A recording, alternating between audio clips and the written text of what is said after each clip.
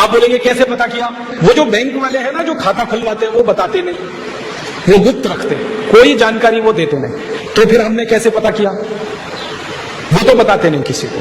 तो हमने कैसे पता किया? हमने ऐसे पता किया कि दिल्ली के हवाई अड्डे से, बंबई के हवाई अड्डे से, मद्रास के हवाई अड्डे से, कलकत्ता के हवाई अड्डे से, बड़े बड़े हवाई अड्डों से कौन कौन स्विट्जरलैंड जाता है, इसका पता करो। तो उसकी पूरी सूची निकाली हवाई अड्डों से।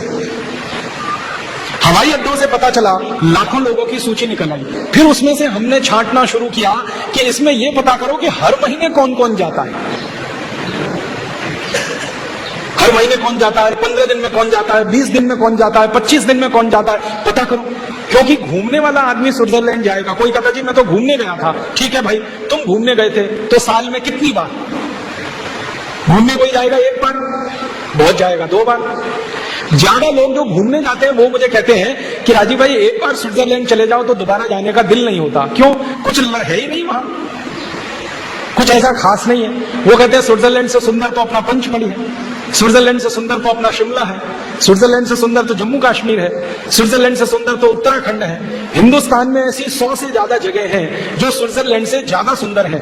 जो आदमी ने वो देखी नहीं है उनको स्विट्जरलैंड स्वर्ग लगता है, लेकिन जब इन जगहों को कोई देख लेता है वो कहता है स्विट्जरलैंड में तो कुछ नहीं है, हमारे यहाँ तो उससे ज्यादा है। तो इसलिए जो घूमने जाता है वो एक बार के बाद दोबारा नहीं जाता, लेकिन जो बार बार जाता है, हर महीने में 2 बार, 3 बार, 4 बार, कुछ तो ऐसे महान हैं हर हफ्ते जाते हैं। उनकी सूची जब हमने निकाली तो उसमें 80,000 नाम निकल आए।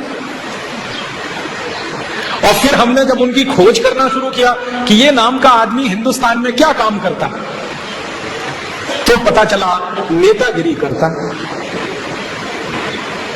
इस नाम का आदमी हिंदुस्तान में क्या काम करता है? अब कोई उद्योगपति है, बहुत बड़ा उद्योग चलाता है, व्यापारी है, बहुत बड़ा व्यापार करता है, और वो उस सूची में नाम में आता है, तो मुझे संतोष है कि भैया वो तो उद्योगपति है, व्यापारी है, उसका तो हजारों करोड़ का व्यापार है, उसका तो हजारों करोड़ का साम्राज्य है, वो स्विट्जरलैंड जाके पैसे रखता है, जमा करता है, तो समझ में आता है कि उसके पास तो हजारों करोड़ है, 10 कारखाने, 20 कारखाने, 50 कारखाने।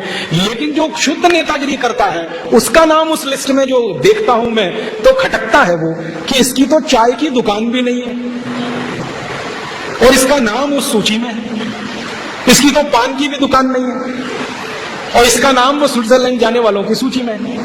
तो मन में शक पैदा होता है कि नहीं? जिस आदमी ने जिंदगी में चाय की दुकान नहीं खोली, जिसने पान की दुकान नहीं खोली, जिसने कभी जिंदगी में किराने और परचून की दुकान भी नहीं खोली, जिसने कभी व्यापार नहीं किया, कोई उद्योग नहीं चलाया, उसका नाम जब स्विट्जरलैंड जाने वालों की सूची में आता है और हजारों करोड़ रुपए उनका वहां पड़ा हुआ है, तो पक्की बात है कि उन्होंने कहीं से लूटा है वो पैसा।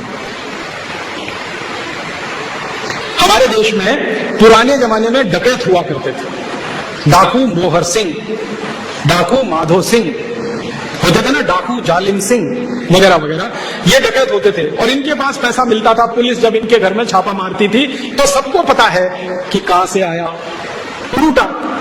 कभी एक गांव में जाके लूटा, कभी 2 गांव में, कभी 3 गांव में, कभी 1 परिवार, कभी 2 परिवार, कभी 5 परिवार। तो हमें संतोष है कि भाई डाकू मोहर सिंह के पास पैसे कहां से आए, कहीं लूटा उसने। डाकू माधो सिंह के पास पैसे कहां से आए, कहीं से लूटा। अब पता चला है कि नए नए डाकू मोहर सिंह और माधो सिंह इस देश में पैदा हो गए, जिनके घर में चाय की भी दुकान नहीं है, पान की भी दुकान नहीं है और उनके पास सैकड़ों करोड़ रुपए की संपत्ति है। मैं बिना नाम लिए कहता हूं, महाराष्ट्र में ऐसा ही एक डाकू है, हम सब उसे नेता कहते हैं और वो मंत्री है, केंद्र सरकार में मंत्री है। उसने बंबई से पूना के बीच की सारी जमीन खरीद रखी। बंबई से पूना के बीच की सारी जमीन, लाखों हेक्टेयर की जमीन एक डाकू ने खरीद रखी। आप सोचो, ऐसे ऐसे 80,000 हैं। मैं तो एक की बात कर रहा हूं, 80,000 जिन्होंने लूट लूट के इस देश का पैसा स्विस बैंकों में जमा कर रखा है। तो मैं तो आपसे यही कहने आया, डाकू मोहर सिंह मरा नहीं है, डाकू माधो सिंह मरा नहीं है, डाकू जालिम सिंह मरा नहीं है, उन्हीं की आत्मा हमारे नेताओं में प्रवेश कर रही है। अंधाधुंध लूट रहे हैं इस देश को। और आपका पैसा मेरा पैसा है। दर्द मुझे इस बात का है कि मेरा पैसा है, आपका पैसा है। अगर मेरा आपका नहीं होता तो थोड़ी देर के लिए हम छोड़ देते, चलो ठीक है। मैं आप और सब मिलके जो टैक्स में दे रहे हैं उसको लूट रहे हैं।